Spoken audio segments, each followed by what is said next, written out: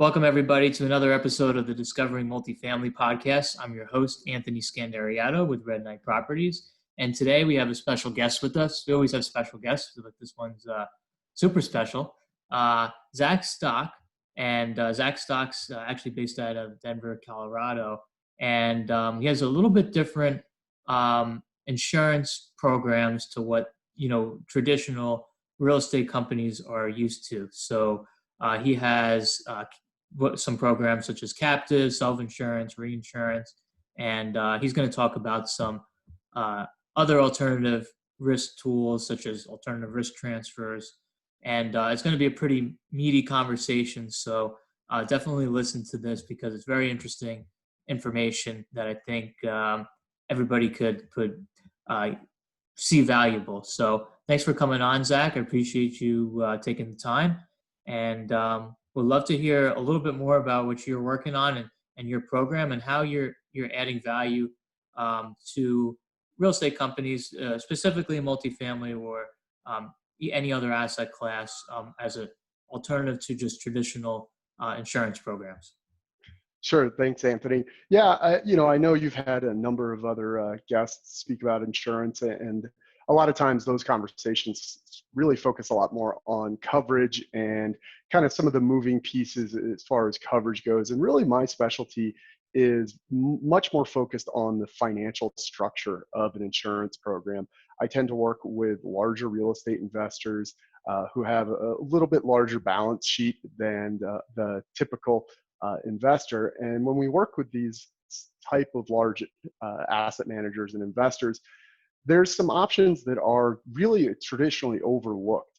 And as you mentioned, a lot of those things involve alternatives to traditional insurance. One of those being a captive insurance company, which is an insurance company that's actually owned 100% by the parent company. So if you're an asset manager, you would create your own insurance company, and this would allow you to access the reinsurance marketplace instead of the traditional or retail insurance market space. Often what we're finding is for large investors, by skipping over the traditional retail insurance pricing, they're really finding savings somewhere around 40 to 50% on their portfolio insurance costs. So that's the approach that I take. I'm much more interested in working with investors who are looking at their insurance program as almost a piece of their financing program, that they give the same attention to the insurance as they would putting together a capital stack for their investments. Sure. So can you talk about the size of usually your insurance rollout programs? Like what's like the minimum? Could you kind of talk about that a little bit more? Certainly. So usually for this type of program to be really cost effective, we're looking at someone who's got insurance costs that are hovering around $250,000 or more. There's a few cases where for coastal properties or someone with an exposure that's very unique, some smaller investors it might make sense for. But generally speaking, about $250,000 is the beginning point. And that, depending on the region you're in, is going to be around $100 million in asset value. Got it. So can you talk about how it's a little bit different from just traditional insurance carriers and how you're able to, I guess, bundle different policies, which provides a pretty hefty savings for some of these larger operators? Yeah, and if you don't mind, what I'd like to do is actually back up a step and talk about just a little bit about how the pricing of insurance works. I know, Sure. There's a lot of conversations that have taken place around whether a building is masonry or wood frame and exposures like that. But really what those details are addressing is the underlying risk associated with the property. And when an insurance company looks at how they're going to price an insurance policy, they are looking at two things. One is the frequency of claims. The other is the severity of claims. So if you think of that on an XY axis, you're going to have along the x-axis is the frequency of claims. So that's a lot of small claims that may run along the bottom. The other is going to be the severity of claims. Those tend to be much more infrequent, but potentially catastrophic. And so what we really do is focus on where those pricing tiers break down.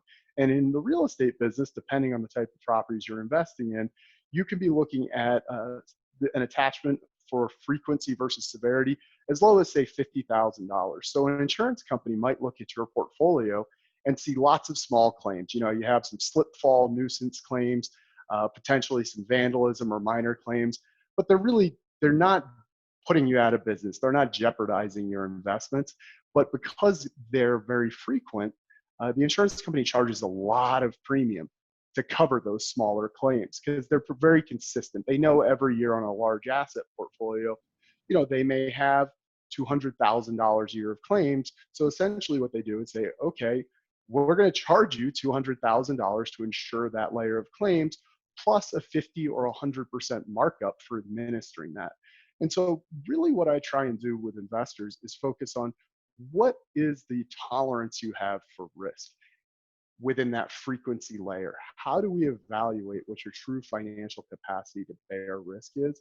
Because the higher up we can move you in that frequency layer and get you further and further up that y-axis into the severity layer, that's where you're really going to start seeing significant savings.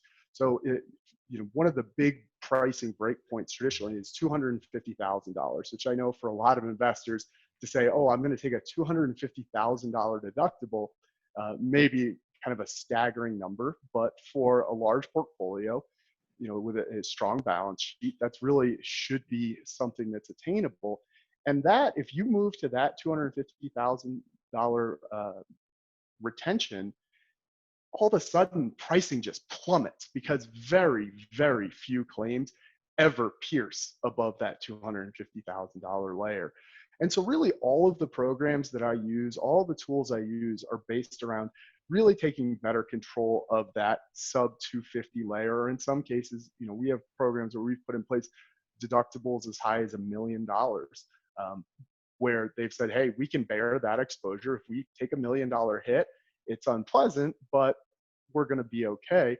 And often you'll see that if to use an extreme example, if you take on $1 million deductible on a program that's large enough, you may see a premium savings of $600,000 a year. And so it really only takes 2 years before you've saved as much premium as you've now exposed yourself to for losses. Got it. Okay.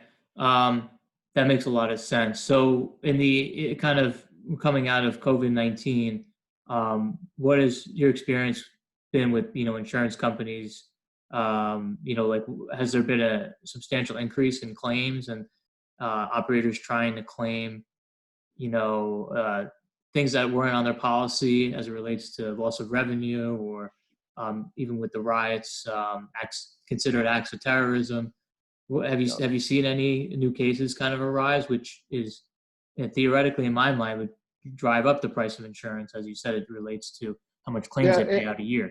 So absolutely, yeah. And property insurance rates have been going up around the country before any of this happened. The insurance industry works in cycles, and we've been in a very soft cycle for a very long time.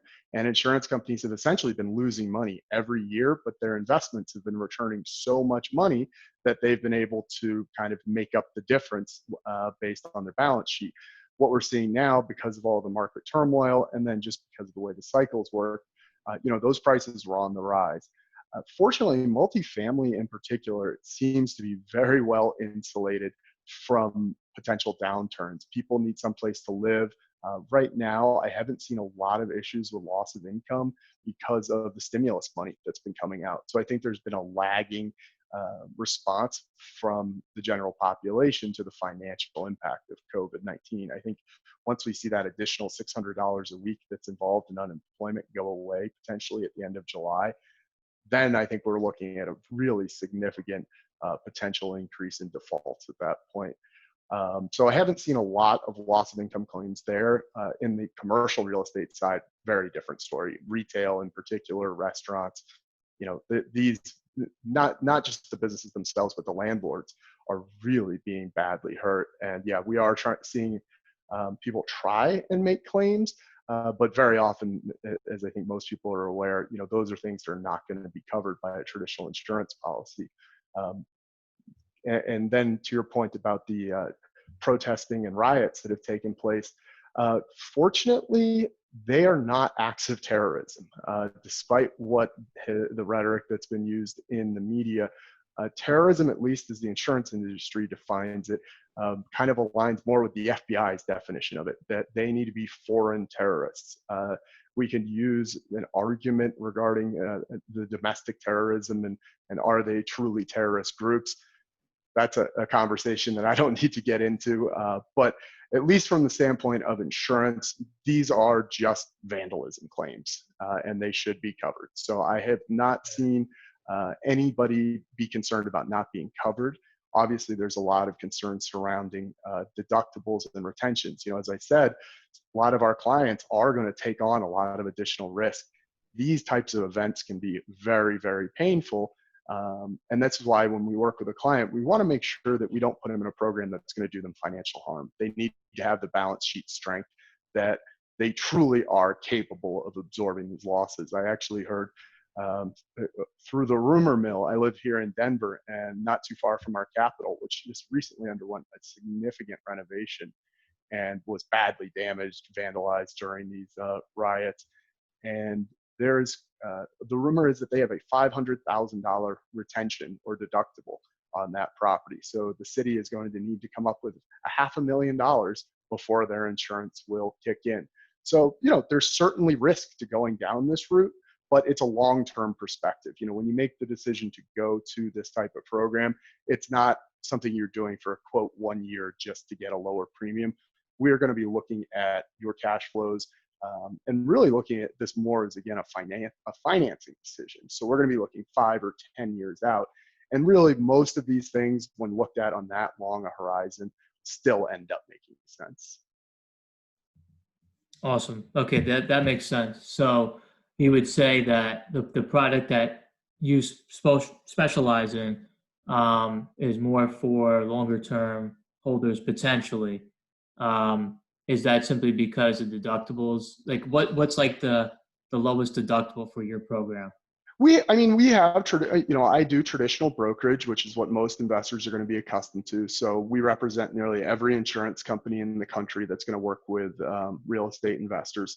So we do offer traditional coverage where you can have a $500 or $1,000 deductible. To get into the more complex products that we're talking about, you're usually looking at starting at about $50,000 deductible or retention. And those terms get used interchangeably. There's some technical differences in the definition. So if you hear me say retention, you can substitute deductible. It basically means the same thing. Got it.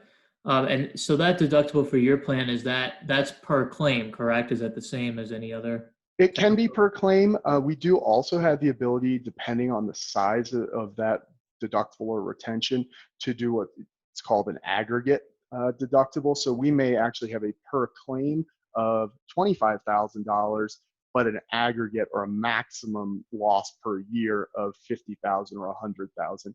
And again, those are all going to be variables that impact the price of the program. And so that's really where diving into these things and doing a true financial analysis, looking at your portfolio's claims history, is going to be very important, because part of what we're going to do is project out, based on your history, what your potential claims look like over a 5 or 10 year period. And you can then calculate, based on your internal financial requirements, whether this makes sense or not. What is your cost of capital? Is this a good use of your funds? Can you put the money you're saving from reducing your insurance costs to better use elsewhere and actually drive a higher return? Got it. Makes a lot of sense.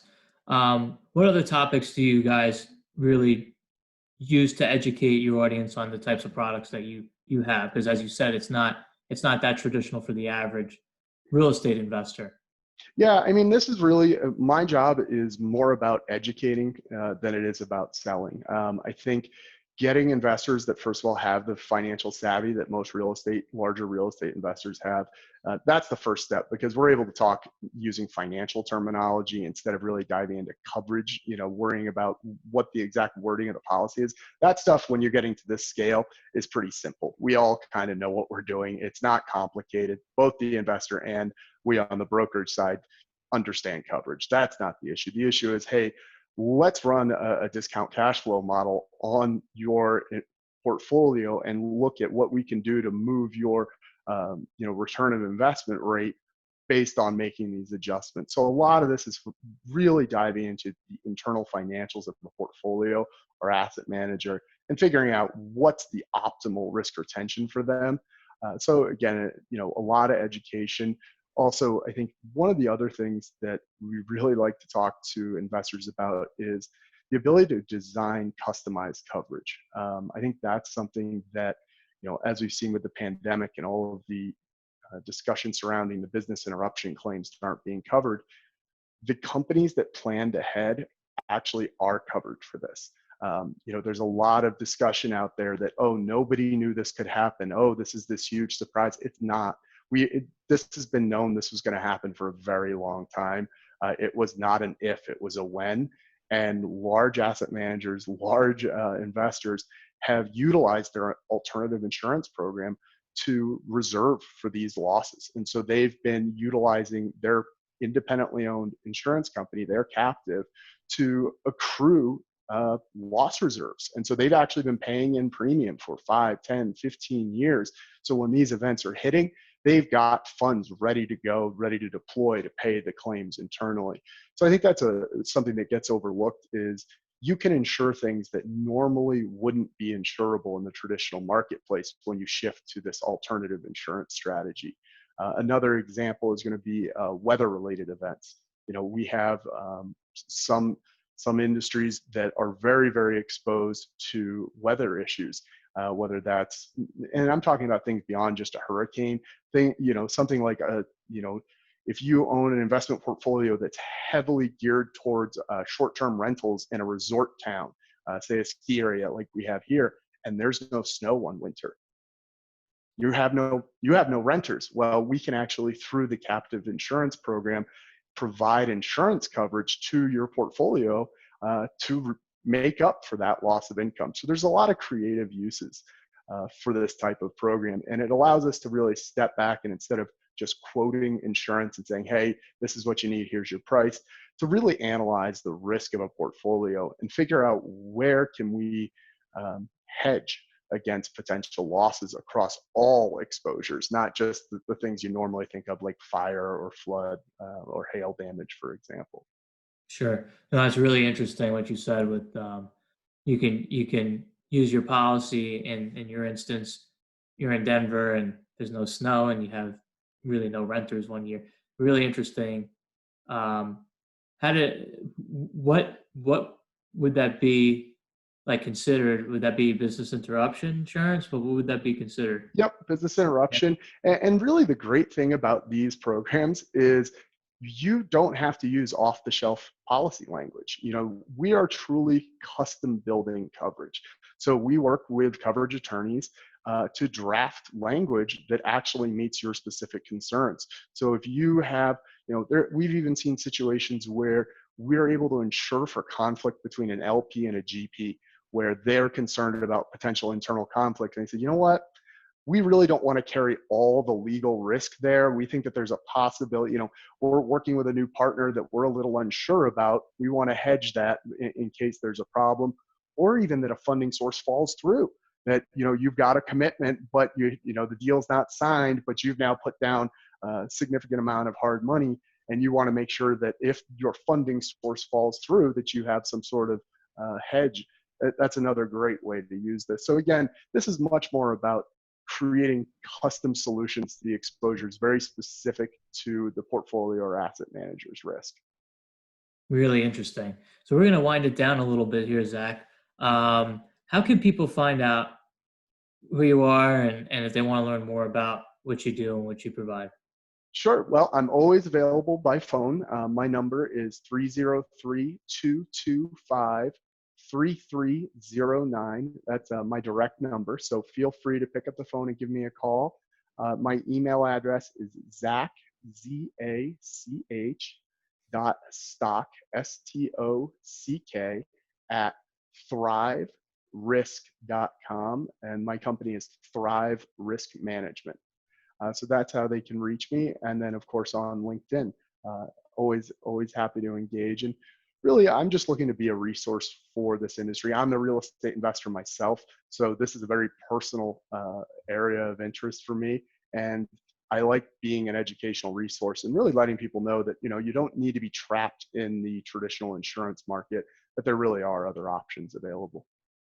Really interesting stuff, Zach. Well, I really appreciate you coming on our show today. And yeah, definitely feel free to reach out to Zach. What we're going to do is when this is posted, we'll have his phone number and everything, what he just mentioned in the comments section. And also in the description on iTunes, we'll have a link to his LinkedIn profile and website, as he just mentioned.